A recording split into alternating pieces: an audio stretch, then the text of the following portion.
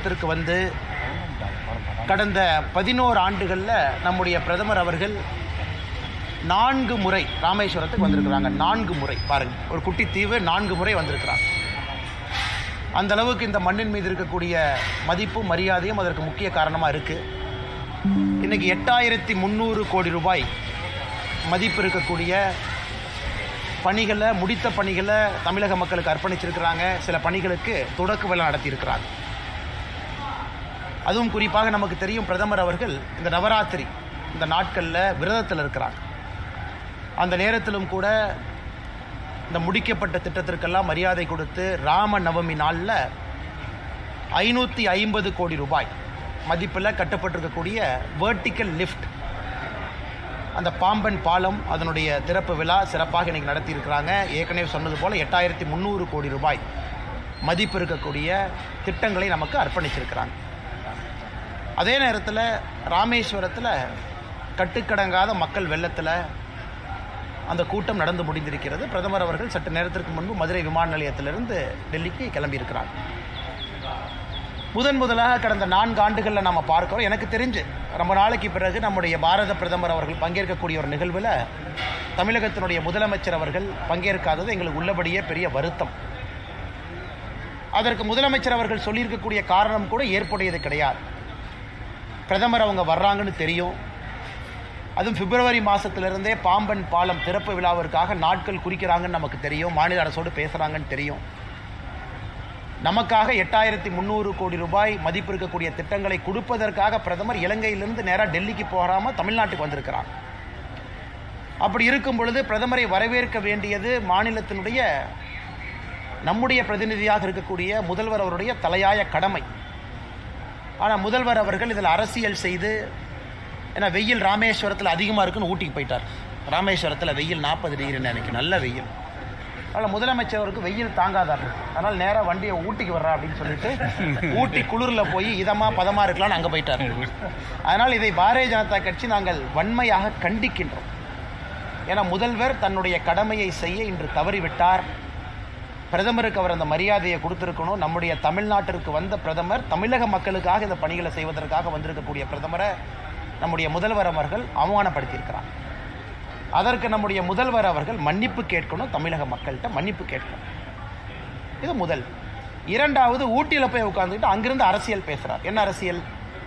இங்கே வந்திருக்கக்கூடிய பிரதமர் டீலிமிட்டேஷனை பற்றி பேசணும், தொகுதி மறுசீராய்வை பற்றி பிரதமர் பேசணும்.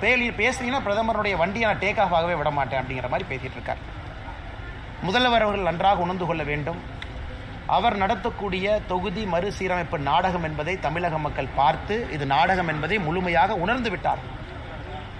தொகுதி மறுசீரமைப்பு எப்போ வருமோ, எப்போ சொல்ல போகிறாங்களோ அன்னைக்கு தெரியும். தொடர்ந்து பாரதிய ஜனதா கட்சி நாம் என்ன சொல்கிறோமோ அதே போல் ப்ரோரேட்டா பேசிஸில் இருக்கும். யாருக்கும் இன்னைக்கு இந்தியாவில் இருக்கக்கூடிய எந்த மாநிலத்திற்கும் ஏற்றம் இருக்காது, இறக்கம் இருக்காது. அதே ப்ரொபோர்ஷனேட் ரெப்ரசன்டேஷனில் இருப்பாங்க.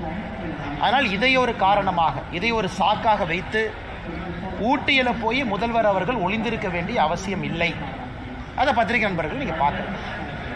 பிரதமர் அவர்கள் பேசும்பொழுது 2-3 முக்கியமான விஷயங்களையும் பேசிட்டு போயிருக்கிறாங்க. ஒன்று, நீங்கள்லாம் தாய் தமிழை பற்றி பேசுகிறீங்க, ஆனால் இங்கே மக்களுடைய வரிப்பணத்தில் இருக்கக்கூடிய அரசியல்வாதிகள் எனக்கு அனுப்பக்கூடிய கடிதத்தில் கையெழுத்தே ஆங்கிலத்தில் தான் போடுறீங்க. அப்புறம் என்ன தமிழ் வளர்ச்சியை பற்றி நீங்கள் பேசுகிறீங்க? இங்கே இருக்கக்கூடிய மருத்துவ படிப்புகள் எல்லாம் நீங்கள் ஏன் தமிழில் கொடுக்க மாட்டீங்க? ரயில்வேவை மட்டும் எடுத்துக்கிட்டீங்கன்னா, இன்றைக்கி ரயில்வே விழாவாக இருந்த காரணத்தினால ரயில்வேவை பற்றி மட்டும் பேசினாங்க. 7 மடங்கு அதிகமாக நிதி கொடுத்துருக்கோம். யூபிஏனுடைய 10 ஆண்டுகளுக்கும் என்டிஏனுடைய 10 ஆண்டுகள் நேராக கம்பேர் பண்ணிங்கன்னா 7 மடங்கு கொடுத்துருக்கோம். அப்படி இருந்து தமிழகத்தில் சில அரசியல்வாதிகள் முழு நேரமாக அலுவதை மட்டுமே வேலையாக வச்சுருக்கிறாங்க. இதையெல்லாம் பிரதமர் அவர்கள் இன்று சுட்டி காட்டி பேசியிருக்கிறாங்க. அதனால் முதல்வர் அவர்கள் தன்னை திருத்திக் கொள்ள வேண்டும். மாநிலத்தினுடைய நலன அக்கறை இருந்தால் முதல்வர் அவர்கள் இன்று வந்திருக்கணும், வரல. அதனால் அடுத்த முறை அந்த தவறு செய்யாமல் தமிழகத்தினுடைய நலனுக்கு முதல்வர் அவர்களும் துணை இருக்க வேண்டும் என்கின்ற வேண்டுகோளை வைக்கிறோம். இதை தாண்டி உங்களுக்கு கேள்வி இருக்கும், கேளுங்கன்னா பதில் சொல்கிறோம். இது அரசு நிகழ்ச்சியில்னா எப்படி நான் மேடையில் இருக்கணும்? அதனால் மேடைக்கு பின்புறத்தில் இருந்தேன், கோவிலில் இருந்தேன். பிரதமர் அவர்கள் அரசு நிகழ்வு இல்லாமல் எங்கெல்லாம் இருக்காங்களோ அங்கெல்லாம் இருந்தேன். இது வந்து அரசு நிகழ்வு, மக்கள் வரிப்பணத்தில் நடக்கக்கூடிய நிகழ்வு. அங்கே எனக்கு வேலை இல்லைங்கன்னா அதனால தான் நம்முடைய கட்சியிலிருந்து பிரதிநிதிகளாக இருக்கக்கூடிய ஐயா முருகன் அவர்கள் இருந்தாங்க. அந்த பகுதியினுடைய சட்டமன்ற உறுப்பினர், நம்முடைய சட்டமன்ற குழு தலைவராக இருக்கக்கூடிய நயினார் நாகேந்திரன் இருந்தாங்க. ஏன்னா அரசு விழா அது, அந்த அரசு விழாவில் நாம் பங்கேற்பது தவறாக இருக்கும். பாம்பன் பாலம் முதனாலே தொடங்கிய முதனாலே வந்து பழுதாயிருச்சுன்ற ஒரு தகவல் வந்து வெளியிறங்குறது சிக்கலாக இருக்கு. என்ன சிக்கலாக இருக்கு? இறங்குறதுல சிக்கல் ஏற்பட்டிருக்கு அப்படின்னு சொல்லி சொன்னாங்க. யார் இறங்குறதுல? பாம்பன் பாலம் மேலே ஏறிட்டு கீழே இறங்குறது. ஆனால் முழுக்க இந்த பாம்பன் பாலம் என்பது நம்முடைய மேக் இன் இந்தியா திட்டத்தில், தொழில்நுட்பத்தில் கொண்டு வரப்பட்ட இந்த வெர்டிக்கல் லிஃப்ட் டெக்னாலஜி.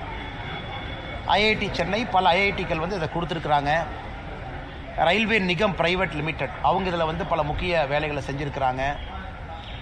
இது வந்து ஏஷியாலேயே இந்த வெர்டிக்கல் லிஃப்ட் நேரடியாக பாலம் மேலே ஏறி இறங்குறது எங்கேயுமே இல்லை, நம்ம இடத்துல இருக்குது.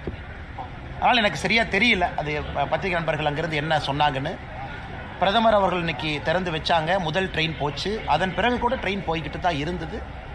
அதனால் அது இந்த நேரத்தில் பெரிதுபடுத்த வேண்டிய அவசியம் இல்லை. ஏன்னா முதல் நாள் என்பதால் உண்மையாலுமே அது நடந்ததா, இல்லை பத்திரிகை நண்பர்களுடைய யூகமா, இல்லை ரயில்வே அதை பற்றி எதுவுமே பேசாத பொழுது நான் அதை பற்றி கருத்து சொன்னால் அது தவறாக போயிருந்தேன்.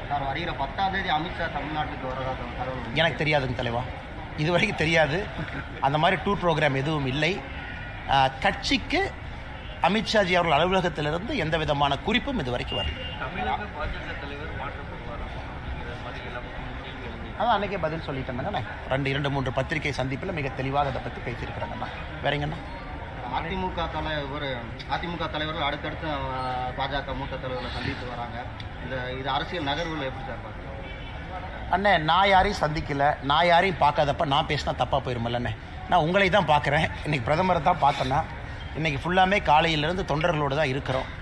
அதனால் நான் யாரையும் சந்திக்காத பொழுது, யாரும் என்னை சந்திக்காத பொழுது, இன்னொருத்தர் சந்திச்சாங்களா சந்திக்கலன்னு தெரியாதப்ப அதை பற்றி நான் கருத்து சொன்னால் அது தவறாக போயிருங்கண்ணா. அதனால் சந்தித்தவங்கன்னு சொல்கிறவங்ககிட்ட கேட்கணும், இவங்க தான் நைட்டு போய் பார்த்தாங்கன்னு சொல்கிறவங்ககிட்ட கேட்கணும். ரெண்டுலையுமே இல்லாத அண்ணாமலையை கேட்டால் நான் என்ன சொல்லுவாங்கண்ணா? நான் இந்த விஷயத்தில் அப்பாவின்னு தான் உங்கள்கிட்ட சொல்லுவாங்கண்ணா. எடப்பாடி கூட்டணி வைக்க நினைக்கிறாரு.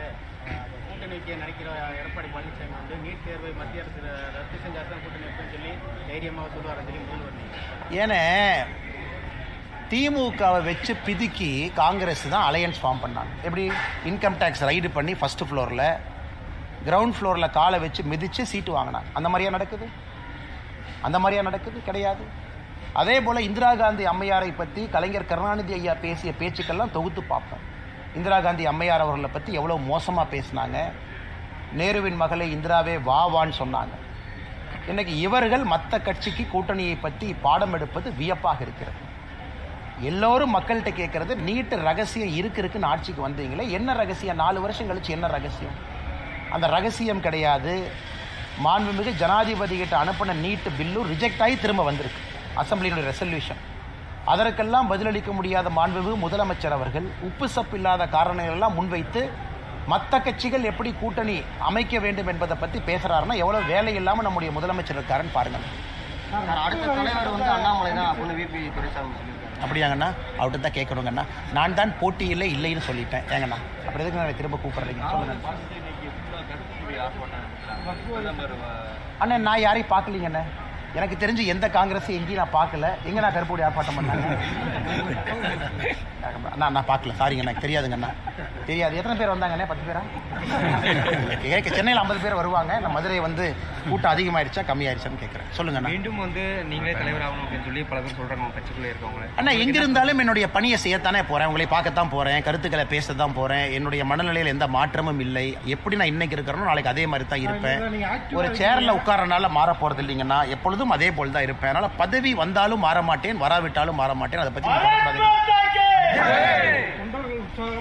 எப்போ உற்சாகமா அண்ணே? அண்ணே அண்ணே அண்ணா ஒரே நிமிஷம் அண்ணே. தொண்டர்களோடு அண்ணா ஒரு நிமிஷம் அண்ணா, ஒரு நிமிஷம் நான் பேசுகிறேன். ஒரு நிமிஷம் அண்ணா, கேட்ட கேள்விக்கு பதில் அண்ணா. அண்ணா இந்த கட்சியில் எல்லாருமே தொண்டர் தாங்கண்ணா. அப்பப்போ ஒரு தொண்டன் ஒரு பதவிக்கு போகிறான், மறுபடியும் அந்த தொண்டன் அந்த பதவியிலிருந்து தொண்டனா கீழே வந்துடுறான். அப்படித்தான் எல்லோரும் பார்க்கின்றோம். எங்களை பொறுத்தவரை எங்களுக்குள்ள எந்தவித விருப்பு வெறுப்பு வேறுபாடு கிடையாது. எங்கிருந்தாலும் அதே எனர்ஜியோட வேலை செய்வாங்க. ஆனா நீங்க எப்போ கூட இருப்பாங்க, நான் எங்கேயும் போயிட மாட்டாங்க. நீங்க கவலைப்படாதீங்க, நான் கூட தான் இருப்பேன். அண்ணே ஃப்ளைட்டை விட்டுறேன். பாப்பா பேசுவாங்க.